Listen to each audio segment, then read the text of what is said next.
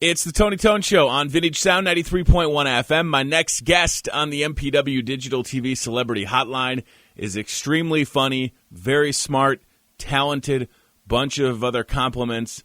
Can't wait to talk to him. Colin Quinn. You've seen him on Saturday Night Live, stand-up comedy specials, movies. This is such a big deal that my coworker Joel from our sister station, KWPC AM 860 FM 95.1. He's in the studio because he loves Colin Quinn, and I invited him to join me. Welcome to the show, Colin Quinn. Hey. Hi, Tony. How are you, buddy? Good, good. How's Davenport? It must be awfully cold today. You know what? We're having like an unseasonably warm fall, so today it's going to be 60 and Thursday it's going to be 74. I don't want to say it's global warming, Colin Quinn, but something's going on. No. Here, right? No. How's New York? I'm assuming that's where you are. Is that a fair assumption? Yes, it's very overcast and gloomy, but I kind of like it. I mean, you know, I like it when it's like this. I like it better than the sun. I've never been a big sun fan. You know, I think it's being Irish. It must be genetic or something. I'm not sure, but yeah. I don't like the sun. I'm definitely... I bet a lot of people in Iowa don't like the sun either because it doesn't remind them of crops growth, you know? Right. I know they're not farmers anymore, but it's stuck in your DNA. It is, and we do have a lot of farmers that are, well, they might be listening to you right now. And I'm also Irish. And a lot of wrestlers. Yes, a ton of wrestlers. Oh, my, and MMA. Why do you think... Go ahead, sorry. Why do you think wrestling and MMA is so big in Iowa more than most places? It's interesting, isn't it? I don't know, but Pat Militich, who I'm sure you're familiar with, he's a friend, yeah. And it's amazing the amount of fighters that train locally in our area. I don't get it. It all started with Dan Gable. Yeah. You know? I mean, he brought it to another level, but it was already big wrestling in Iowa. Oh, yeah. And I'm really interested in, you know, it's just like North Carolina and Indiana.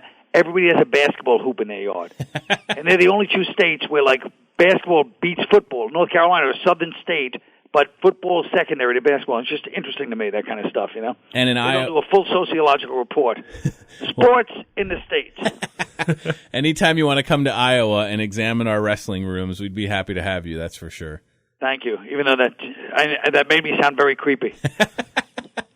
Well, we'll try and keep it on the up and up. My coworker Joel is in here, and he's a huge fan of yours. And we've been talking about, you know, getting prepared for this interview. And obviously, we gotta mention the Netflix special, which is Colin Quinn: The New York Story, which premieres this Friday.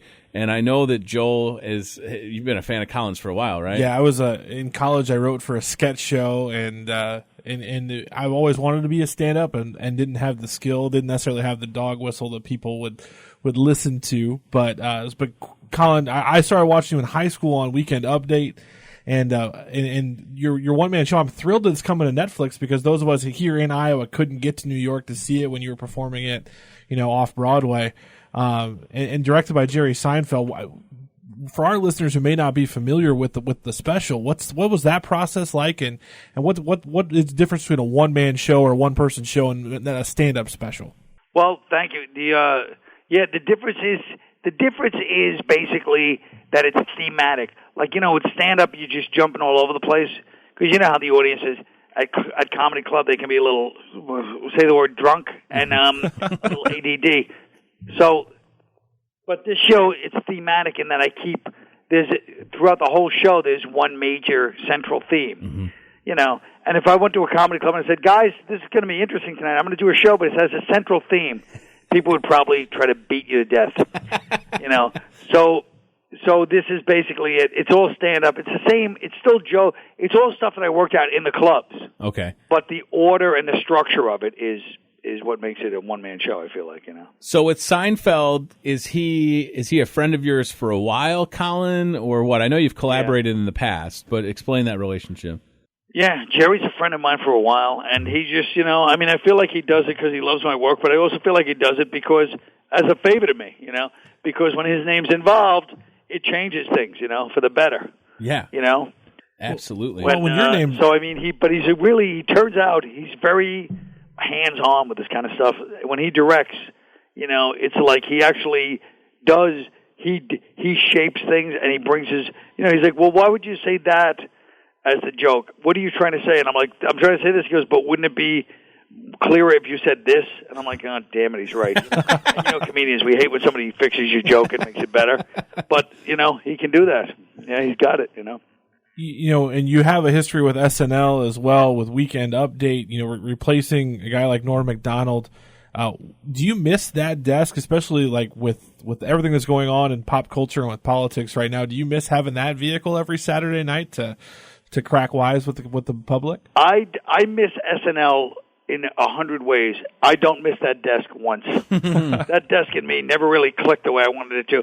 But I miss SNL for every other reason. When I was there, the 2.5 years I was there before, writing and doing little things with Norm, when Norm was on the desk, that's what I miss, When the election gets over and you're in New York, what's the tone like? Because Colin, I grew up in the Chicago suburbs, and it's probably not the same experience as you had in New York City, but the day and 2 days and 3 days and now a week or so after the election, how's it been there? It's been there's a lot of people walking around with very struck. I mean, the day after the election, people's faces on the train were like, it was just like they're shocked and horrified. You know what I mean? And it was a very. I was surprised that people were that. I mean, it was a shocking thing. That Trump won, but people were very sad. And now they're all. They're just. But I feel like the whole tone of our country is sad right now. I feel like there's a civil war. You know what I mean? Mm-hmm. I feel like there's at least there's definitely an ideological civil war. I hope it doesn't become a real one. But it's very sad that nobody seems to be able to kind of say, wait, guys, let's figure this out. It's just an ugly fight all the time. And it's been like this for years. This is just a culmination. People are like, oh, my God, it's been happening like this for 20 years, really, And it's too bad, but that's how it is. It seems like we're often quick to forget how good we have it, even if some of us don't, have a Mercedes-Benz or a big house or whatever. We still live in a free country where we can wake up every day and do whatever we want, essentially, within limitations of the law. But yeah, you're right. Nobody apparently has the message or has the ability to get out there. And I find it interesting, but not really, that so many people on your Twitter are tweeting you that they're watching and rewatching Unconstitutional. So that's got to be kind of a surprise, but maybe not really that's being revisited by your fans.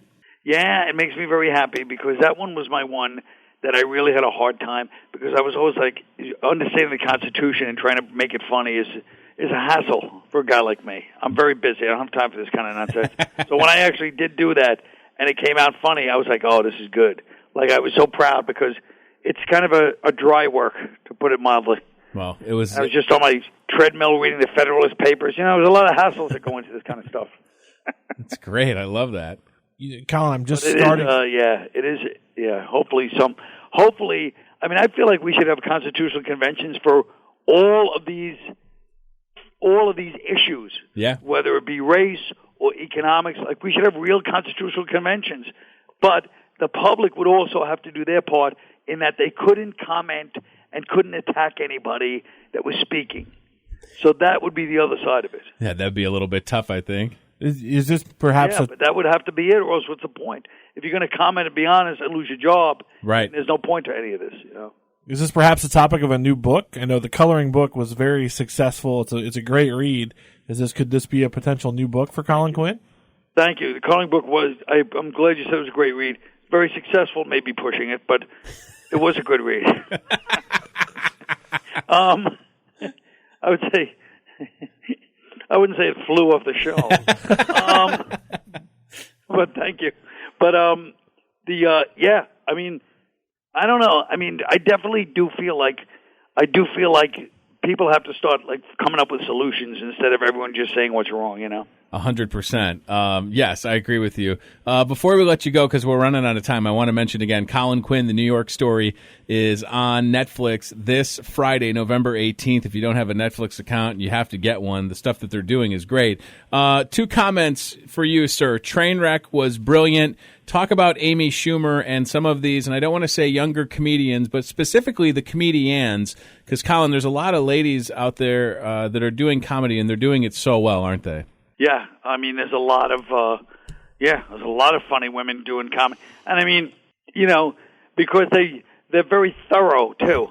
I know this is obviously, oh my God, this is gender specific, but I mean, they're very, they do their homework. Guys are more like, hey, get up there. You know what I mean? Oh, and they tend to, they tend to be more thorough, in my opinion, with finishing the things, Well, listen, we tend to get up there like, that's right, babe, come on. and that's funny, too. It's funny in a different way, I love it. Colin Quinn, it's been a treat. Thank you so much. We're going to watch you on Netflix Friday. It's Colin Quinn, the New York Story. I appreciate your time this morning. Continued success, and please come to Iowa soon, okay? I'm coming to Iowa. I've been there before. I loved it. I was in Davenport, too. Oh, well, you got to come back and see us, all right? Yeah, I would love it. All right, Colin. Thanks, buddy. Guys. Take care.